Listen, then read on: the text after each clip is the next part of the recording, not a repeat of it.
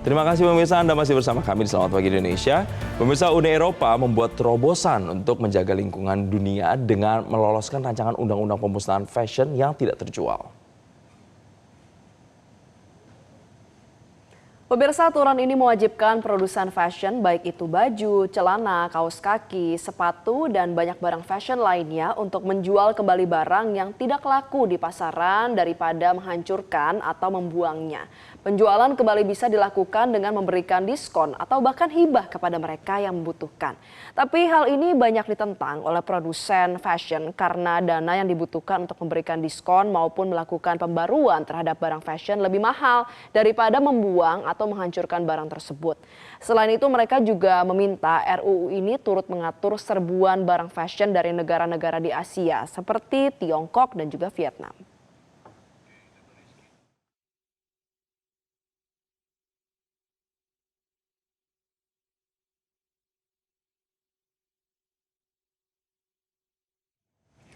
Tumpukan limbah tekstil menjadi masalah besar sehingga Uni Eropa mengeluarkan undang-undang terkait hal ini. Dan pemirsa, untuk mengetahui lebih jauh kita bergabung bersama jurnalis DW untuk Indonesia, Rizky Nugraha dari Bonn, Jerman. Selamat pagi waktu Indonesia, Rizky. Jadi apa sebenarnya yang diputuskan Uni Eropa terkait dengan hal ini?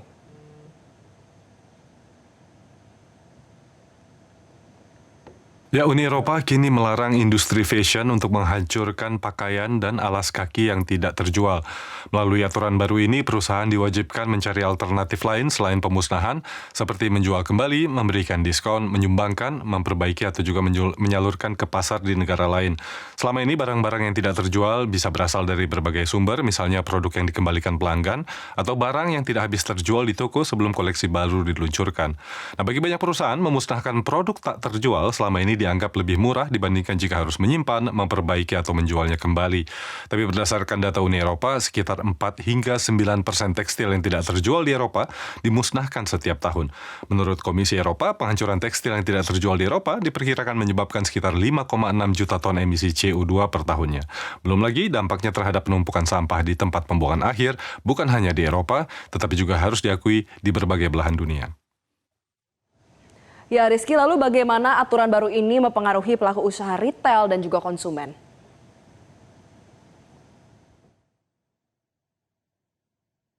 Jadi memang selama ini memusnahkan barang yang tidak terjual merupakan cara paling murah bagi perusahaan untuk mengurangi stok barang. Tapi dengan dihapuskannya kemudahan tersebut, biaya yang harus ditanggung perusahaan pastinya akan meningkat. Sejumlah pelaku industri retail juga mengingatkan bahwa tidak semua barang yang tidak terjual bisa kembali dijual dengan mudah atau disumbangkan. Ada produk yang kemasannya sudah rusak atau memang tidak lagi diminati oleh pasar. Selain itu, perusahaan juga harus menanggung biaya logistik yang lebih besar, mulai dari penyimpanan, penyortiran, pemrosesan hingga pemasaran kembali produk-produk yang tidak terjual tadi. Jadi di sisi lain, konsumen diperkirakan akan memperoleh keuntungan dari kebijakan ini.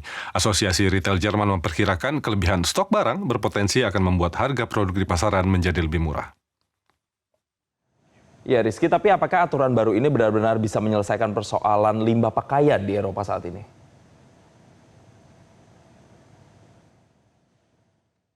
Sayangnya belum sepenuhnya. Aturan ini memang berlaku bagi perusahaan-perusahaan yang beroperasi di dalam Uni Eropa. Namun mereka bukan satu-satunya pihak yang menjual produk fashion di Eropa sendiri. Tantangan terbesar justru berasal dari membajirnya produk fashion ultra cepat yang berharga sangat murah dan bisa dibeli langsung dari Cina atau negara-negara Asia lainnya. Nah, Asosiasi Retail Jerman menilai perusahaan luar juga harus diatur dan diwajibkan memenuhi standar yang berlaku di Uni Eropa. Karena jika tidak, menurut mereka aturan ini beresiko tidak menyentuh akar persoalan. Yang ada, industri dalam negeri akan terbebani oleh berbagai aturan administrasi tambahan, sementara masalah utama dari industri fast fashion tidak benar-benar teratasi. Baik, terima kasih Rizky Nugraha atas informasi Anda. Selamat kembali bertugas.